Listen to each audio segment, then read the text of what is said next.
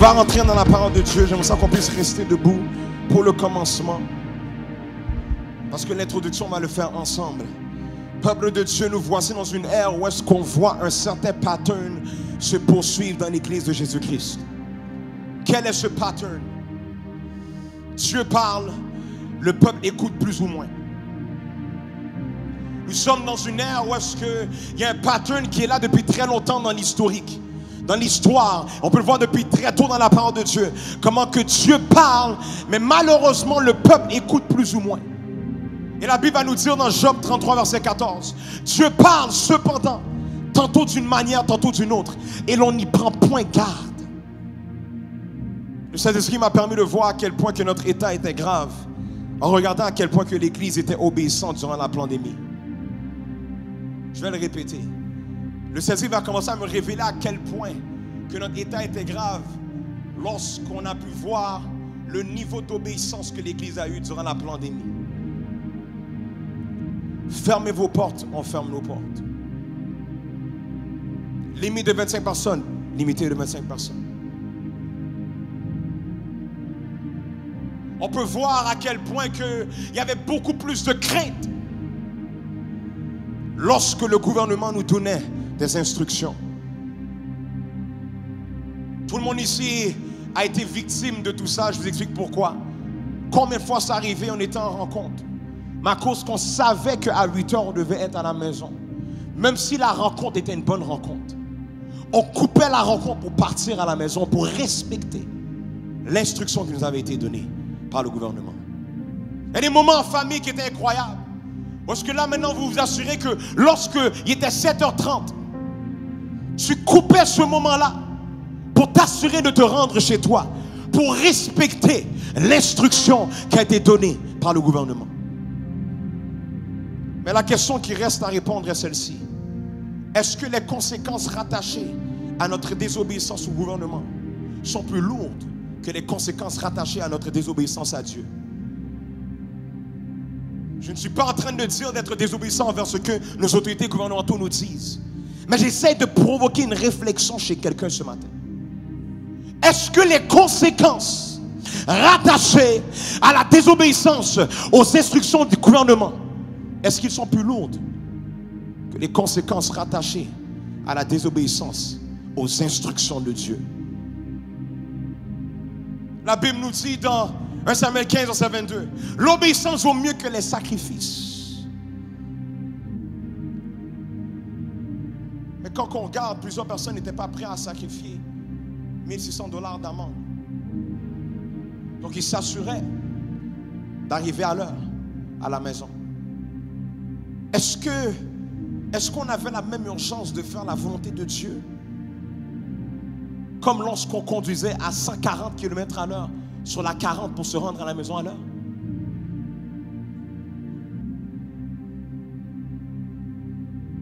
Je suis venu pour provoquer quelqu'un aujourd'hui à dire assez, c'est assez. Parce que l'heure est arrivée pour que l'Église soit obéissante comme jamais auparavant. Est-ce qu'il y a quelqu'un qui m'écoute ce matin? J'aimerais ça, ce matin, qu'on se prépare. Ce matin, Dieu a une instruction pour son peuple. Dieu a une parole pour son peuple. Dieu a une consigne à nous donner. Et il y a quelqu'un qui va se dire maintenant, il va dire, Seigneur, je suis attentif à ta voix. Ça veut dire, Seigneur, je suis attentif à ta voix. Seigneur, je ne vais pas négocier avec ton instruction. Seigneur, je ne vais pas me permettre de prendre pour acquis la consigne que tu vas me donner. Et maintenant que tu as fait cette prière, es-tu prêt à entendre l'instruction du Seigneur ce matin? Je me dis, est-ce que tu es prêt à entendre l'instruction du Seigneur ce matin? Je veux que tu dises à ton voisin, mon ami, l'instruction de la part du Seigneur pour toi ce matin, c'est très simple. Il est temps pour toi de sortir. Je veux que tu puisses le déclarer encore une fois, mon ami, l'instruction de la part du Seigneur pour toi ce matin, c'est simple. Il est temps pour toi de sortir. J'aimerais que tu puisses déclarer avec moi, sors. Sors. Sors. Sors. Sors. Sors. Sors. Sors. Sors.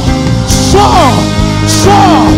La création attend avec impatience la manifestation des fils de Dieu. Que quelqu'un dise sors. Sors. Sors.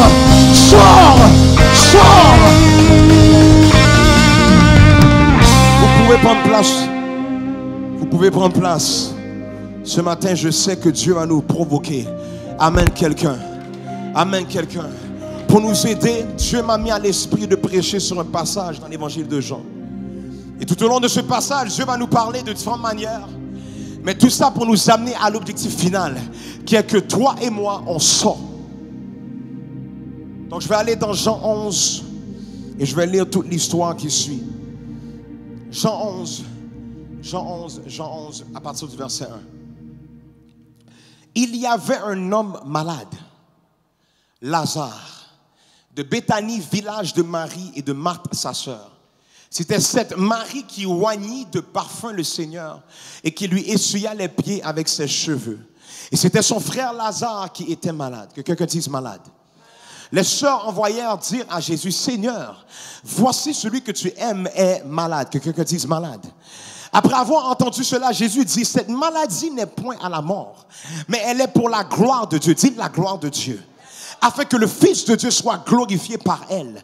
Or, Jésus aimait Marthe et sa sœur et Lazare. Lors donc qu'il eut appris que Lazare était malade, il resta 2 jours encore dans le lieu où il était. Et il dit ensuite aux disciples, retournons en Judée. Les disciples lui dirent, Rabbi, les Juifs tout récemment cherchaient à te lapider et tu retournes en Judée? Jésus répondit, n'y a-t-il pas 12 heures au jour? Si quelqu'un marche pendant le jour, il ne bronche point parce qu'il voit la lumière de ce monde. Mais si quelqu'un marche pendant la nuit, il bronche parce que la lumière n'est pas en lui. Après ces paroles, il leur dit, Lazare, notre ami, dort. Que quelqu'un dise dort. Mais je vais le réveiller. Jésus va dire, Lazare, notre ami, dort. Mais je vais le réveiller. Verset 12, les disciples lui disent, Seigneur, s'il dort, il sera guéri. Jésus avait parlé de sa mort. Mais ils crurent qu'il parlait de l'assoupissement du sommeil. C'est intéressant de voir comment que très souvent, qu'est-ce que notre langage veut dire ici, ça ne veut pas nécessairement dire la même chose au ciel. Parce qu'on va voir qu'eux, ils n'ont pas nécessairement compris. Ils étaient incapables de comprendre parce que Jésus n'avait pas le même langage que eux. Donc il va dire ouvertement, Lazare est mort. Et à cause de vous, afin que vous croyiez, je me réjouis de ce que je n'étais pas là. Mais allons vers lui. Sur quoi Thomas, appelé Didyme, dit aux autres disciples, allons aussi, afin de mourir avec lui. Vous ne connaissez pas des gens qui sont contents de partager des détresses, qui sont contents d'être dépressifs avec quelqu'un? Vous n'avez pas vu des gens que tu viens, you're having a bad time, oh, come on, let's do it together. Vous n'avez jamais vu ça? Des gens comme ça, qu'ils prennent plaisir à être dans un down avec toi. Thomas, qui est nommé Didyme, va dire, allons mourir avec lui. Jésus étant arrivé, trouva que Lazare était depuis déjà 4 jours, dites 4 jours, dans le sépulcre.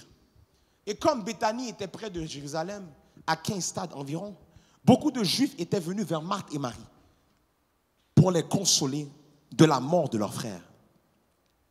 Lorsque Marthe apprit que Jésus arrivait, elle alla au-devant de lui, tandis que Marie se tenait assise à la maison. Marthe disait à Jésus, Seigneur, si tu eusses été ici, mon frère ne serait pas mort. Rappelons-nous qu'on a lu un peu plus tôt que Jésus a fait exprès de partir au lieu d'aller le rejoindre tout de suite. Et maintenant nous voilà, parce que Marthe va dire à Jésus, si tu aurais été ici, mon frère ne serait pas mort.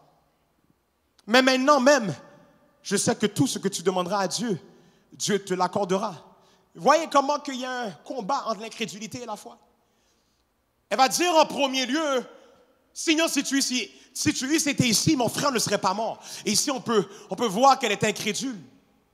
Parce qu'elle va dire, c'est à cause qu'il n'était pas là que mon frère est mort. Mais la phrase suivante, elle va dire, mais maintenant même, je sais que tout ce que tu demanderas à Dieu, Dieu te l'accordera. Jésus lui dit, ton frère ressuscitera. Je sais, lui répondit Marthe, qu'il ressuscitera à la résurrection au dernier jour. Jésus lui dit, je suis la résurrection et la vie. Celui qui croit en moi vivra, quand même il serait mort. Et quiconque vit et croit en moi ne mourra jamais. Et la question qu'il va poser est une question excessivement importante. Il va ensuite dire, crois-tu cela? Avant même que Jésus opère quoi que ce soit, par respect, il a dû demander à Marthe, crois-tu cela? Parce que des fois, Dieu veut régler la chose pour nous. Mais à cause qu'on n'a pas donné notre accord, il ne peut pas se permettre de faire ce qu'il veut faire. Malheureusement, des fois, Dieu veut intervenir, mais à cause que nous sommes plutôt occupés par le problème. On n'est pas en mesure d'entendre la voix de Dieu qui essaie de nous dire et de nous faire signe et de dire, est-ce que tu pourrais, s'il vous plaît, me laisser intervenir? Est-ce que tu crois en moi? Est-ce que tu crois que je peux faire ce que j'ai dit que j'allais faire? Quelqu'un va se poser la question ce matin. Pose-la ouvertement à voix haute. Est-ce que je crois en la puissance? Est-ce que je crois en la puissance qui réside dans le nom de Jésus? Tu vas te poser la question suivante. Est-ce que je crois réellement? Non, pose-toi la question. Est-ce que je crois réellement en l'autorité qui réside dans le nom de Jésus? Quelqu'un va demander à son voisin, est-ce que tu crois? Demande à l'autre voisin, est-ce que tu crois? Voici ce que la parole de Dieu nous dit dans Nombre 20, verset 12. Alors l'Éternel dit à Moïse et à Aaron, parce que vous n'avez point cru en moi, vous ne ferez point entrer les enfants d'Israël dans le pays que je lui donne. Ne laisse pas ton incrédulité être le frein de ton miracle. Ne laisse pas ton incrédulité être la raison pour laquelle Dieu ne peut se permettre de marcher dans son identité miraculeuse. Il faut comprendre que plusieurs fois, Dieu aimerait opérer ses miracles. Dieu aimerait répondre à ta prière. Dieu voudrait te sortir de ta situation dans laquelle tu es. Mais à cause que tu pries sans réellement croire en le Dieu que tu pries, il n'a donc pas le droit d'opérer le miracle. Il ne peut pas se permettre d'opérer des miracles. Pourquoi? Parce que la foi est la semence du miraculeux. La foi est la semence du miraculeux. Suivez-moi, je suis en train d'établir la fondation afin qu'on puisse réellement construire tantôt. La foi est la semence du miraculeux. Si tu ne peux pas premièrement croire, tu ne pourras expérimenter le Dieu qui répond aux prières. Si tu ne peux pas premièrement croire, le Dieu qui délivre son peuple. Si tu ne peux pas premièrement croire, le Dieu qui a le pouvoir de veto. Le Dieu qui a toujours le dernier mot. Tu ne pourras pas voir la gloire de Dieu. Trop de gens, à cause de ce qu'ils ont vécu, leur foi a été affectée. Leur foi a pris un coup. Mais quelqu'un va déclarer, Seigneur, malgré tout, je crois en toi. Oh non, il faut que tu le dises parce que le diable déteste lorsque tu ouvres ta bouche pour parler et prouver que tu as la foi. Donc je veux que tu le dises encore, Seigneur, dis Seigneur, malgré tout, je crois en toi. Voici ce qui se passe lorsqu'on dit oui au Dieu des miracles. Voici ce qui s'est passé lorsque Marthe a répondu oui à Christ. Verset 27. Elle lui dit, oui Seigneur, je crois que tu es le Christ, le Fils de Dieu qui devait venir dans le monde. Ayant ainsi parlé, elle s'en alla. Puis elle appela secrètement Marie, sa sœur, et lui dit, le maître est ici et il te demande. Dès que Marie eut entendu, elle se leva promptement et alla vers lui. Car Jésus n'était pas encore entré dans le village, mais il était dans le lieu où Marthe l'avait rencontré. Les Juifs qui étaient avec Marie dans la maison et qui la consolaient, l'ayant vue se lever promptement et sortir, la suivirent, disant, elle va au sépulcre pour y pleurer. Donc, littéralement, les gens qui étaient là pour la consoler, vu que c'était une réaction normale, que lorsque quelqu'un vit un deuil, qu'elle peut se lever et aller au sépulcre pour commencer à pleurer la mort de son frère. Donc, ils se sont dit, présentement, elle est sûrement encore un peu affectée, donc elle est en train de pleurer et elle va au sépulcre pour aller pleurer la mort de son frère. Lorsque Marie fut arrivée là où était Jésus et qu'elle le vit, elle tomba à ses pieds et lui dit, Seigneur, si tu eusses été ici, mon frère ne serait pas mort. Et voilà maintenant une deuxième fois que quelqu'un ose dire à Jésus, si tu eusses été ici, mon frère ne serait pas mort. Jésus, la voyant pleurer, elle et les Juifs qui étaient venus avec elle, frémit en son esprit et fut tout ému. Donc littéralement, lorsque Jésus va voir que Marie va commencer à pleurer, la Bible va nous dire que Jésus frémit en son esprit et fut tout ému. Dans la version Louis II 21, la Bible va nous dire, en la voyant pleurer, elle et les Juifs venus avec elle, Jésus fut profondément indigné et bouleversé. Et maintenant la question est-ce que Jésus était bouleversé, voulant dire étonné, voulant dire surpris? Quelle était réellement la profondeur de la réaction de Jésus?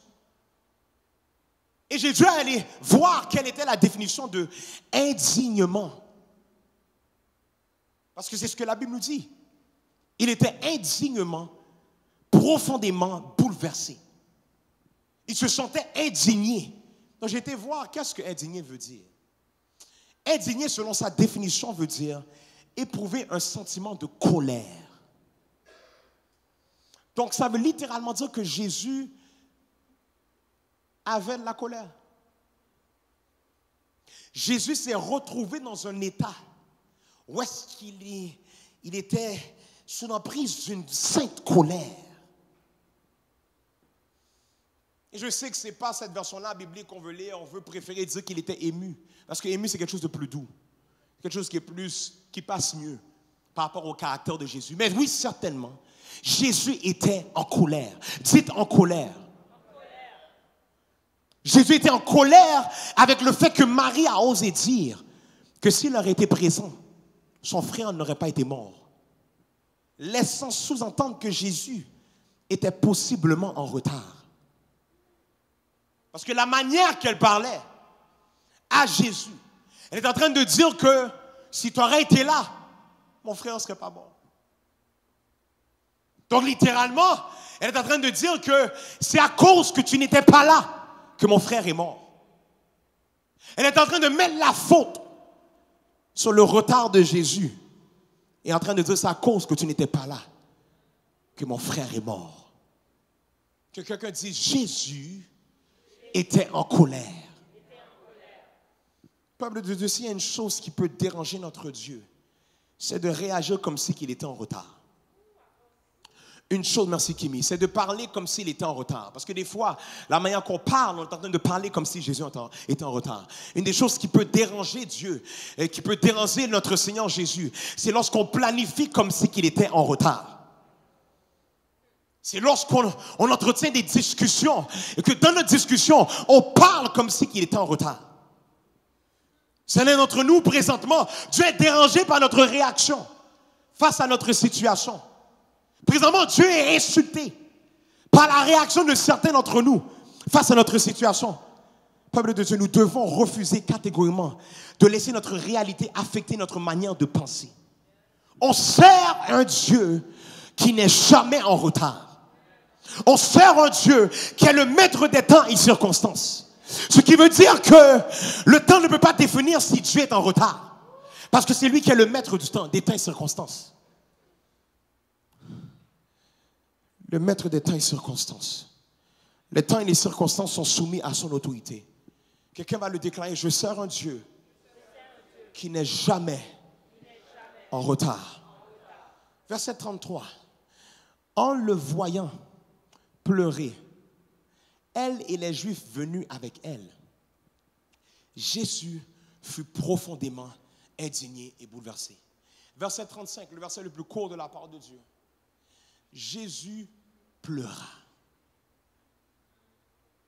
Jésus pleura. Et malheureusement, une des choses que la religion va nous faire, ça va nous pousser à lire la parole de Dieu en fonction de nos émotions à nous.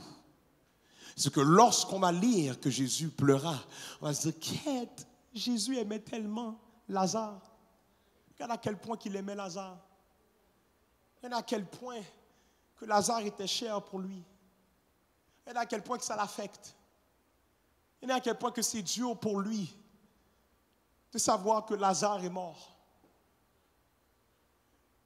Mais le problème avec beaucoup d'entre nous, c'est qu'on lit la parole. On lit le texte sans s'assurer de connaître le contexte. Quand on regarde le contexte dans lequel ce verset est ressorti, on peut voir que le verset précédent, Jésus a dit qu'il était indigné et bouleversé. Donc il était en colère. Donc là, les pleurs qu'il avait n'étaient pas des pleurs de chagrin. Où est-ce qu'il se sentait mal?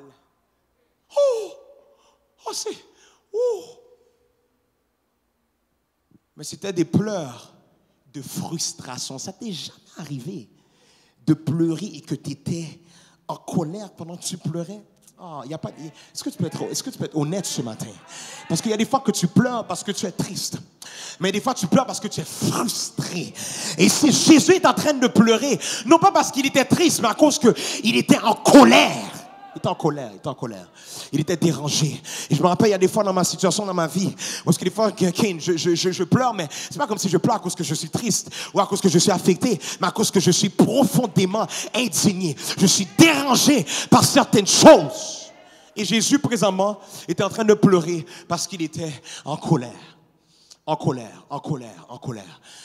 Parce que des fois, la colère, lorsque tu es dans ta chair, ça va t'amener à faire des actions colériques. Mais Jésus, là, c'est pas ça qui s'est passé. Il a commencé à frémir dans son esprit et il était en colère à un tel point qu'il a pleuré. Il a pleuré. Jésus pleura. Sur quoi les Juifs dirent, voyez comment il l'aimait? Et quelques-uns d'entre eux dirent, lui qui a ouvert les yeux de l'aveugle, ne pouvait-il pas faire aussi que cet homme ne mourût point? Verset 38. Jésus, frémissant de nouveau en lui-même. Donc littéralement, Jésus a encore entré dans une nouvelle dimension de colère. Parce que maintenant, ça ne faisait pas 2 fois. C'était la 3e fois qu'on est en train de questionner sa puissance. Questionner son autorité. Questionner sa bonté. Jésus, frémissant de nouveau en lui-même. Dans la version Louis II 21, Jésus de nouveau profondément indigné se rendit au tombeau. Littéralement, la frustration de Jésus s'est amplifiée lorsqu'il a entendu les Juifs confondre sa compassion pour une déception. Je vais m'arrêter ici. Très souvent, je veux que tu saches que lorsque tu es en train à cause de ton manque de connexion avec le Saint-Esprit, tu vas commencer à penser que peut-être Dieu se sent comme ci ou cela. Et c'est une chose qui peut déranger l'éternel Jésus-Christ. C'est lorsqu'on est en train de se dire qu'il réagit de cette manière parce qu'il sent ceci, cela. Il était dérangé que les Juifs est en train de dire, il pleure présentement parce qu'il est affecté par la mort de Lazare. Le dérangement de Jésus s'est amplifié lorsqu'il a entendu les Juifs confondre sa compassion pour une déception. Jésus, lorsqu'il a pleuré, ce n'est pas la compassion. Il était déçu de leur réaction. Il était frustré de leur réaction. Sur cette base, Jésus fut de nouveau profondément indigné, profondément insulté et se rendit au tombeau. Jésus se rendit au tombeau en se disant, assez, c'est assez. Et honnêtement, je sais que la part de Dieu ne nous dit pas comment il s'est rendu là-bas, mais je suis sûr que pendant qu'il se rendait là-bas, il a essuyé ses larmes. Il y a un moment lorsque tu es en train de pleurer, when you get so mad, so frustrated, tu n'as pas le choix d'essuyer tes larmes parce que tu dis non, enough is enough. I'm done crying right now. C'est fini le temps de pleurer. I'm about to get the job done. Littéralement, Jésus est en train de dire non, là c'est assez, c'est assez. Je me rends au tombeau parce que maintenant, ça fait 3 fois qu'on questionne qui je suis. Assez, c'est assez. J'ai pleuré, c'est correct, ça a passé. Maintenant, c'est le temps d'aller régler la situation. Donc, Jésus va se rendre au tombeau. Au tombeau. Jésus se rendit au tombeau pour exercer son droit de veto. Si tu crois que le diable fait peur, si tu crois que le diable fait peur, tu ne veux pas voir un Dieu qui se sent insulté. Si tu crois que le diable et ses démons sont puissants, tu ne veux pas voir un Dieu qui s'est senti insulté. Dieu s'est senti insulté. Jésus s'est senti insulté. Il se rendit au tombeau. Rendu au tombeau, Jésus dit, ôtez la pierre. Marthe, la sœur du mort, lui dit, Seigneur, il sent déjà. Car il y a 4 jours qu'il était là. Donc littéralement, Marthe était concernée par le fait que ça faisait longtemps qu'il était mort. Marthe a dit, mais Seigneur, attends. Si j'étais toi, je mettrais un masque. Mets un masque, mets du Purel. Parce que là, ça fait 4 jours qu'il est mort. Tu veux vraiment t'approcher de ça? Il y a des insectes qui ont déjà commencé à l'entourer. Tu veux vraiment te rendre là? Il y a des vers qui sont là, en train de déjà préparer leur souper. Mets un masque. Mets du Purel. Et qu'est-ce qui est incroyable? Parce que des fois, on fait comme Marthe. Si on est réellement honnête avec nous-mêmes, on fait comme Marthe. À cause que la situation dure, on commence à être concerné par la faisabilité du miracle. À cause que la situation est tellement grave, on est en train d'être concerné. Mais Seigneur, ça fait quand même 3 ans que je suis dans le même cycle. Seigneur, tu n'as pas vu? Je comprends que ça fait un miracle, mais mon frère, ça fait quand même 5 ans qu'il est en prison. Seigneur, je sais que tu es capable, mais comprends ma situation. Ma situation est un peu différente. Ça fait tel nombre de temps que ça va mal. Et maintenant, on commence à croire que peut-être que le cas est trop grave pour que Dieu puisse intervenir. Peut-être qu'il est trop tard pour que Dieu puisse intervenir. Peut-être que je suis trop bas pour que Dieu puisse intervenir. Peut-être que je suis trop loin pour que Dieu puisse intervenir. Peut-être que je suis trop impur pour que Dieu puisse intervenir. Peut-être que mon cas s'est beaucoup trop détérioré pour que Dieu puisse intervenir. Mais voici ce que Jésus lui dit. Dans le verset 40, Jésus lui dit, « Ne t'ai-je pas dit que si tu crois, tu verras la gloire de Dieu? » Ne t'ai-je pas dit que si tu crois, tu verras la gloire de Dieu? Peuple de Dieu, ne t'ai-je pas dit que si tu crois, tu verras la gloire de Dieu? Ma fille, toi qui m'écoutes maintenant, ne t'ai-je pas dit que si tu crois, tu verras la gloire de Dieu? Mon fils, toi qui regardes maintenant en ligne, ne t'ai-je pas dit que si tu crois, tu verras la gloire de Dieu?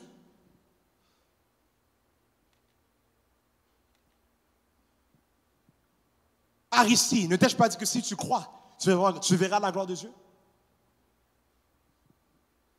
V'là, ne t'ai-je pas dit que si tu crois, tu verras la gloire de Dieu?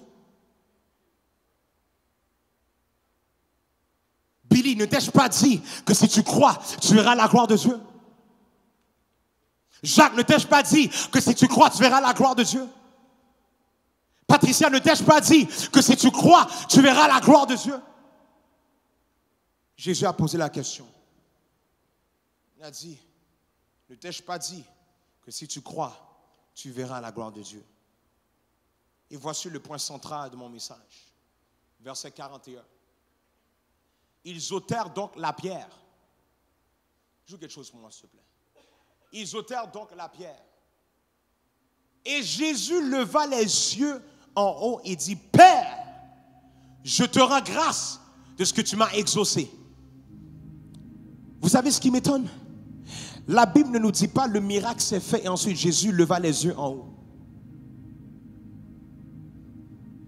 La Bible nous dit, ils ôtèrent donc la pierre. Et Jésus leva les yeux en haut et dit, Père, je te rends grâce de ce que tu m'as exaucé. Malheureusement, une des choses que l'incrédulité va nous pousser à faire, ça va nous pousser à attendre de voir le miracle pour le louer et l'adorer. Une des choses que l'incrédulité va faire, ça va nous pousser à être dans l'attente pour voir le miracle, pour que maintenant on puisse commencer à le louer et l'adorer. On va attendre de voir la victoire pour commencer à le louer et l'adorer. On va attendre de se marier pour le louer et l'adorer. On va attendre d'avoir la porte pour le louer et l'adorer. On va attendre l'opportunité pour le louer et l'adorer. Jésus, par contre, qu'est-ce qu'il a fait? Il n'a pas attendu de voir l'état de Lazare. La Bible nous dit, ils vont ôter la pierre. Il va lever ses yeux. Il va dire, je rends toute la gloire à Dieu. Le Seigneur est en train de défier quelqu'un ce matin. Dans cette saison, ne fais pas l'erreur d'attendre de voir la main de Dieu pour le louer et l'adorer. Ne fais pas l'erreur d'attendre de voir qu'est-ce qu'il t'a promis pour le louer et l'adorer. Je prie que ton adoration ne soit pas dépendante de la promesse de Dieu qui est accomplie. Jésus va lever ses regards vers le ciel. Il va rendre gloire à Dieu. Jésus a donné gloire à Dieu avant même de voir le miracle. Jésus a donné gloire à Dieu avant même de voir la nouvelle saison. Jésus a donné gloire à Dieu avant. C'est pour ça que ta vie de louange et adoration ne peut pas être négligée. Ta vie de louange et adoration est appelée à annoncer ce que Dieu a dit. Oh my God, je ne sais pas si tu comprends ce que je suis en train de te dire. Ta vie de louange et adoration est appelée à prophétiser qu'est-ce que Dieu s'apprête à faire. Jésus, lorsqu'il a levé ses yeux, il est en train de prophétiser le miraculeux. Donc je prie que tu ne fasses pas l'erreur. Ne fasse pas l'erreur d'attendre de voir le miraculeux pour le louer et l'adorer. Ne fais pas l'erreur. Ne fais pas l'erreur. Dieu appelle son peuple dans cette saison à ne pas attendre le miracle pour le remercier. Alors je sais qu'on est habitué dans cette génération, dans cette ère, de dire merci quand on reçoit quelque chose. Mais lorsque ça vient à la foi qu'on a en Jésus-Christ, ce n'est pas question de qu'est-ce que tu as reçu, mais avant même que tu reçois qu'est-ce que tu étais supposé de recevoir, tu dois déjà être dans une position de remerciement.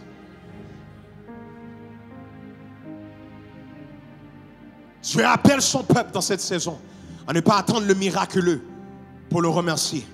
De ne pas attendre pour la porte pour le remercier. De ne pas attendre pour l'opportunité pour le remercier. De ne pas attendre pour la guérison pour le remercier. Et si ta guérison dépendait de ta louange et ton adoration? Et si ton miracle dépendait de ta louange et ton adoration? Et si?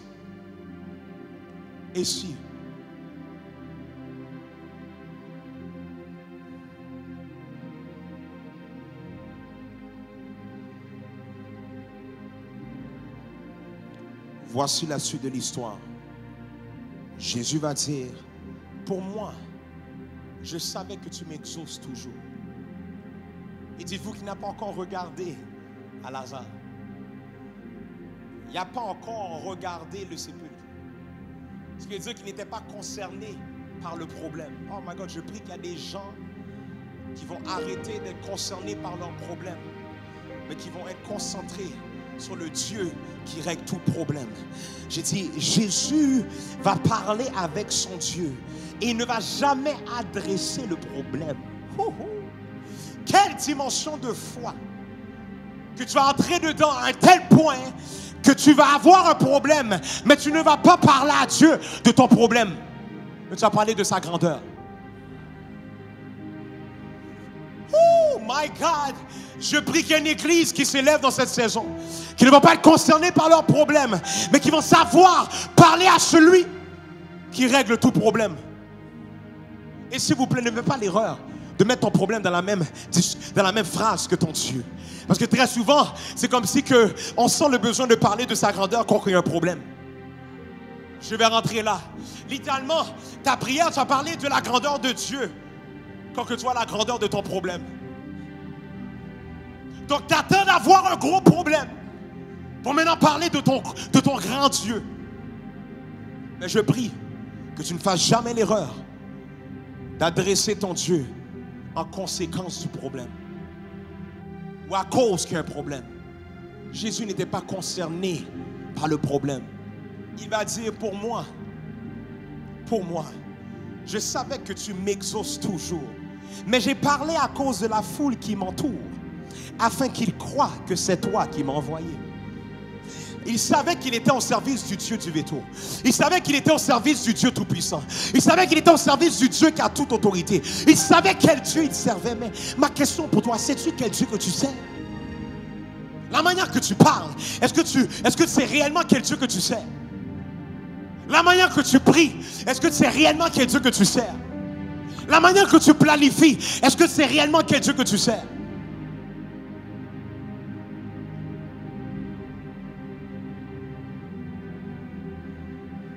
C'est pour ça qu'il n'a pas eu à être concerné par le comment de la victoire. Mais Jésus, il était tout simplement assuré de louer et adorer pour la victoire. Il n'était pas concerné de la victoire. Il dit, I'm just going to praise him for victory. Alors, est-ce que tu commences à l'adorer maintenant? Avant même que je rentre dans le point final, commence à l'adorer maintenant. Juste remercie-le. Ne parle même pas de ton problème. Et en fait, je te défie dans cette saison de moins prier par rapport à tes problèmes. Et commence à juste le remercier. Parce que je te promets que le problème a ça comme problème. Il y a un problème lorsque tu es en mesure de seulement prier lorsqu'il y a un problème. I dare you. Je ose te provoquer dans cette saison de ne pas prier à cause que tu as un problème, mais prie à cause qu'il est juste grand. Oh yes, il y a des gens qui le louent déjà, qui ne va pas attendre que la délivrance soit faite, ne va pas attendre que le miraculeux soit fait pour le louer et l'adorer. Yes. Oh non, tu peux pas, non. Attends, regardez-moi. Tu sais qu'est-ce qui me dérange? C'est que si présentement je te disais que quelqu'un, un de tes proches s'apprêtait à mourir maintenant, et que ta prière allait être la cause du pourquoi il va rester en vie, tu n'aurais pas été en train de prier maintenant comme ça. C'est la preuve qu'il y a un problème dans la foi du peuple de Dieu. C'est comme si notre foi est catégorisée. Il y a une certaine catégorie de problèmes dans laquelle on est, de situations dans laquelle on est, que c'est là que maintenant notre foi va vouloir jump, va vouloir sauter. Je vais te demander maintenant, et je vais le redire encore une fois, de louer et adorer ton Seigneur, de le prier et le remercier. Et je prie que la manière que tu vas le prier et le remercier va laisser savoir ton problème que tu as déjà la victoire. Commence à le louer et l'adorer maintenant.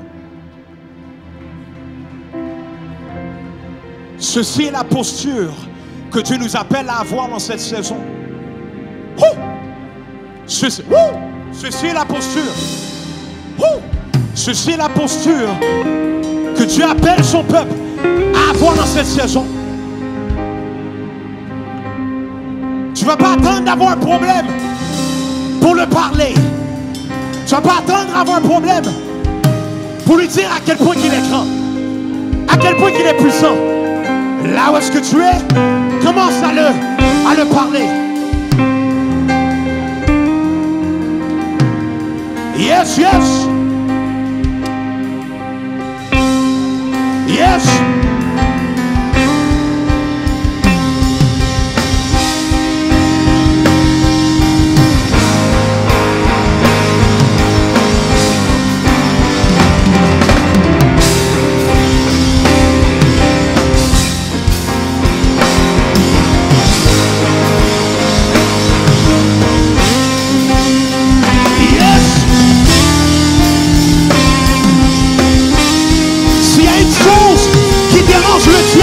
C'est lorsqu'on loue et on adore notre Seigneur. Yes.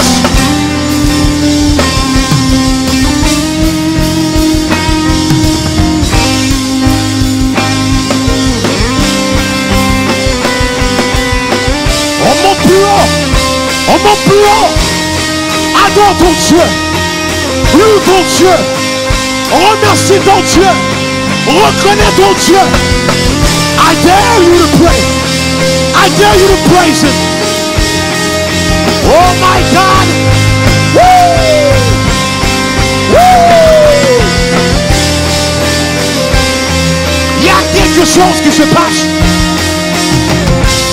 Il y a quelque chose qui se passe. Lorsque son peuple l'adore en esprit et en vérité. Yes. Yes. Yes. Yes. Yes. Ton adoration dérange le diable.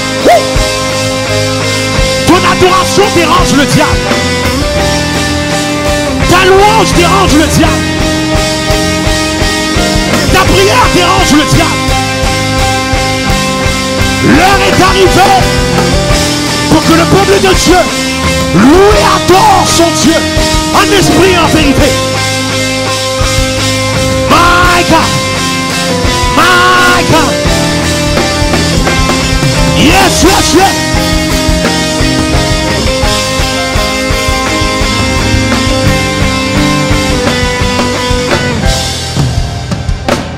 Pourquoi t'arrêtes? Commence.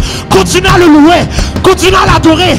T'as pas besoin de musique pour reconnaître ton Dieu. T'as pas besoin de musique pour remercier ton Dieu. Yes. Yes. Woo.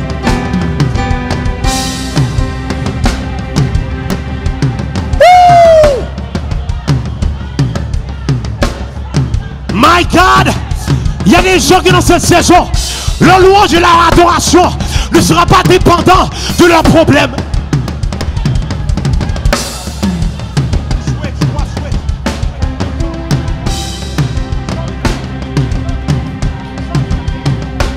Yes, yes, yes.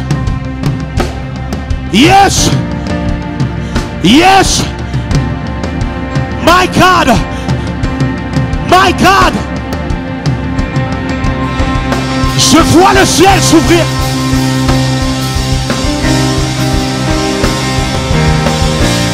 Le ciel est en train de s'ouvrir. Le ciel est en train de s'ouvrir. À cause que tu le loues et tu l'adores. En esprit, en vérité. Yeah. Le ciel est en train de s'ouvrir. Shebradakoba. Shebradakoba. Shebradakoba. My God.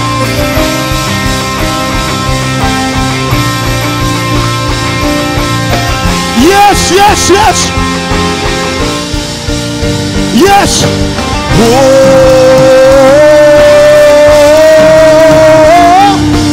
Oh.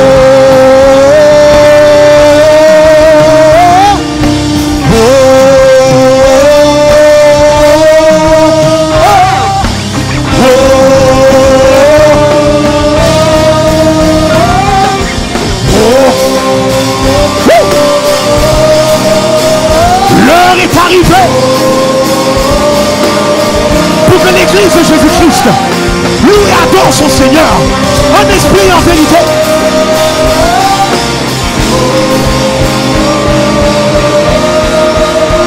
Oh, oh,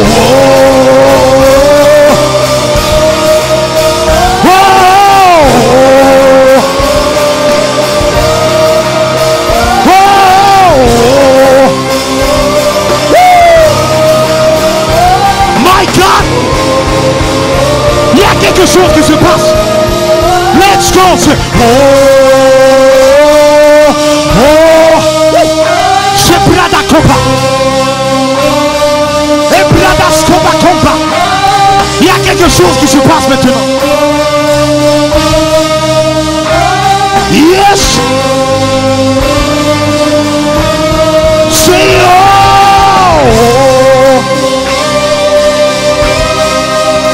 Say oh. Say oh. Say oh.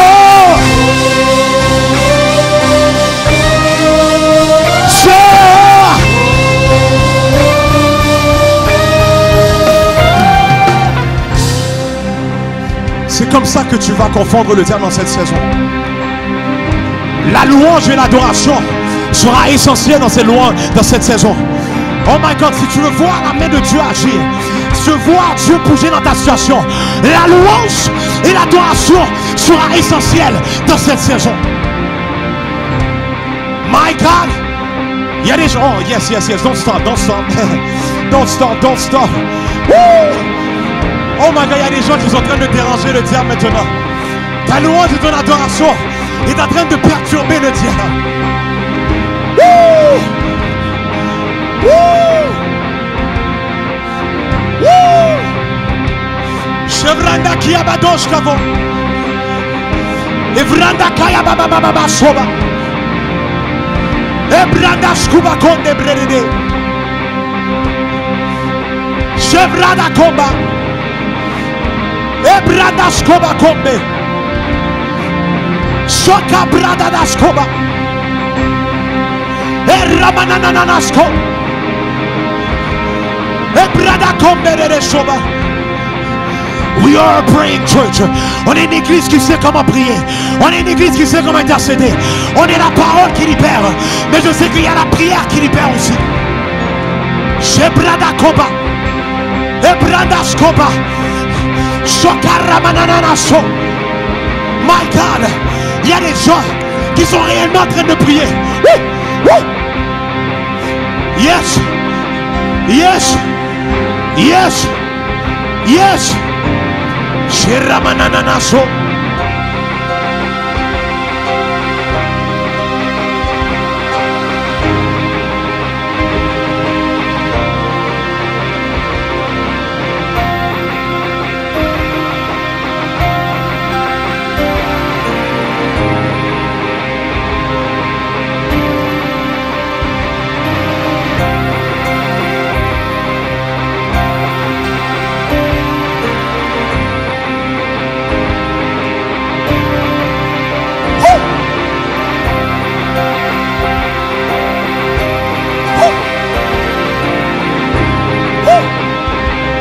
Il y a des gens qui croient encore à la prière.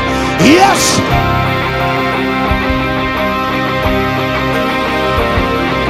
Yes. Yes, oh God. Yes, oh God.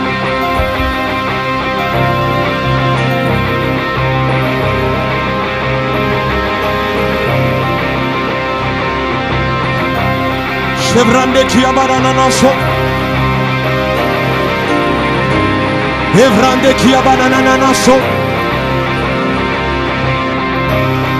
Evrande qui abarananaso.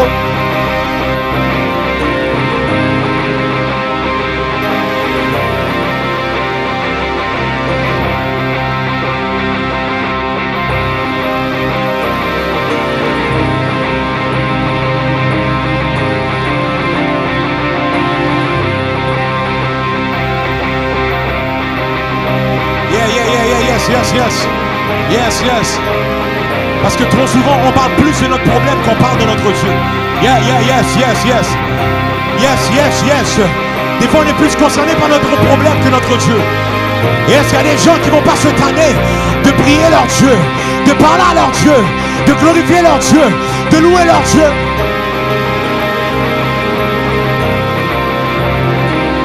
Chevra de Kiabadoshka.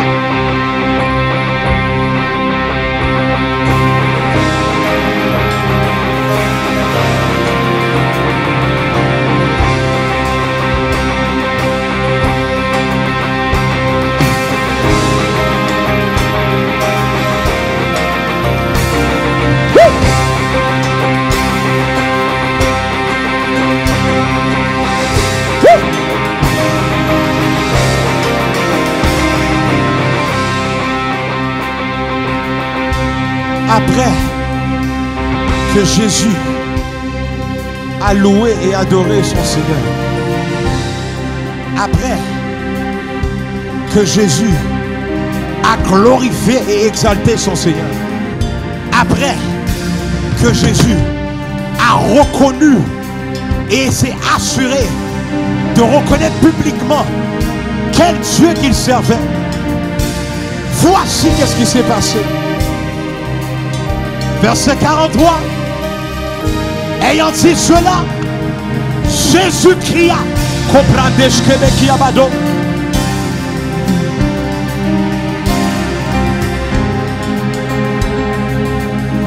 Après cela, Jésus cria.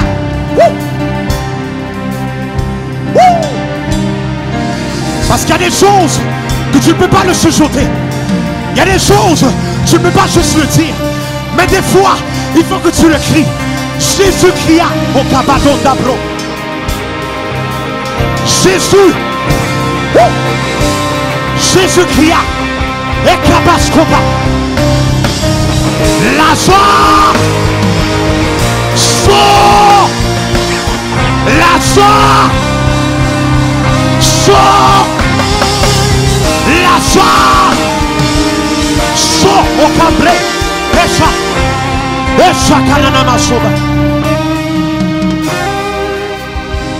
Il n'a pas, cette fois-ci, il n'a pas pu le chuchoter.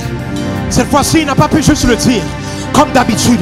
Mais cette fois-ci, la Bible nous dit que Jésus cria. Qu'est-ce que Jésus a crié? Lazare! Lazare! Lazare!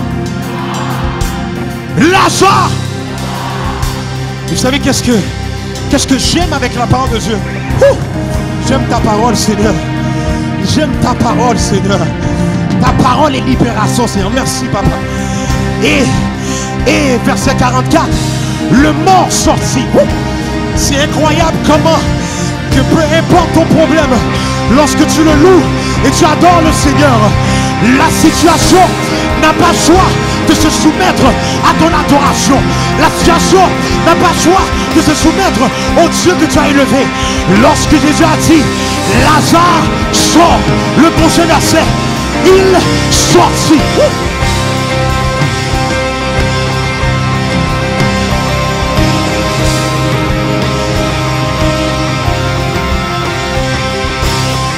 La parole de l'Éternel pour toi aujourd'hui. Sors. La parole de l'Éternel pour toi aujourd'hui. Sors. Je sais que la peur te paralysait. Mais aujourd'hui, je sors de la peur. Je sais que la maladie essaie de te garder emprisonné. Mais aujourd'hui, je sors de la maladie. Je sais que le doute, la confusion essaie de te paralyser. Mais aujourd'hui, je sors. J'ai blada qui abatoba et blada skoba komba. Je sors, dis-le. Je sors, je sors, je sors. Déclare-le. Je sors, je sors, je sors, je sors. Je sors de l'instabilité. Je sors de l'intimidation. Je sors de la procrastination. Je sors de la passivité. Je sors des liens d'âme. Je sors de la honte. Je sors de l'évasion. Oh, kananamana soba. Quelqu'un va dire assez, c'est assez. Déclare-le. Assez, c'est assez. Aujourd'hui, je sors. Aujourd'hui, je sors. Je sors de la dépression. Je sors des cycles. Je sors de la frustration. Je sors de la peur.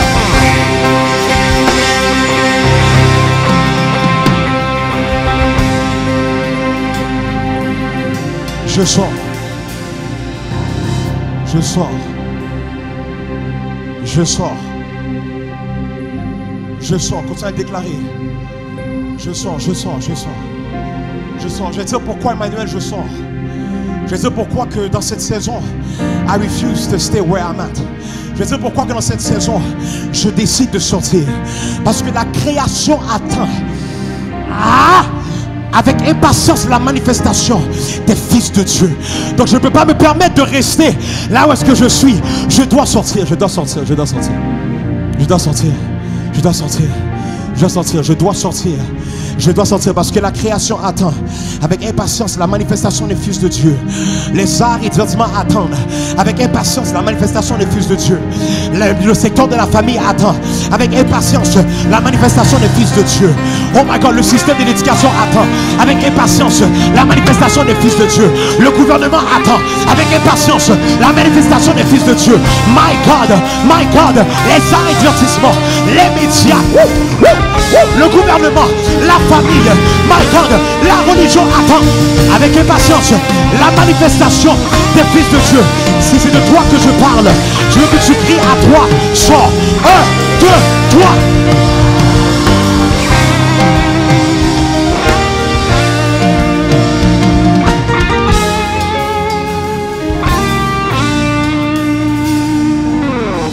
Dans cette saison, le statu quo ne sera pas accepté. Dans cette saison, le Seigneur met une pression sur son peuple afin qu'ils puissent se réveiller et qu'ils sortent de là où est-ce qu'ils sont. Assez, c'est assez. Ça fait trop longtemps que tu es en train de pleurer. Assez, c'est assez. Ça fait trop longtemps que tu es troublé. Assez, c'est assez. Ça fait trop longtemps que tu as peur. Assez, c'est assez. Ça fait trop longtemps que tu es intimidé. L'heure est arrivée pour que tu sortes. L'heure est arrivée que tu sortes. L'heure est arrivée que tu sortes. Que tu sortes de là où tu es. Que tu sortes de là où tu es. Ouais. L'église de Jésus-Christ est déconfinée. C'est l'heure pour l'église de sortir. Ouais. On était confinés dans les 4 murs de l'église. C'est l'heure pour l'église de Jésus-Christ de sortir. C'est le déconfinement de l'église de Jésus-Christ. Dans cette saison, il n'y aura pas de couvre-feu. Il n'y aura pas de limite à là où est-ce que nous allons aller en tant qu'église de Jésus-Christ. J'ai dit, il n'y aura pas de limite à qu'est-ce que nous allons avoir comme impact. Il n'y aura pas de limite aux signes, miracles et prodiges qui vont accompagner ceux qui auront cru. Il n'y aura pas de limite. L'heure est arrivée pour que l'église de Jésus-Christ sorte.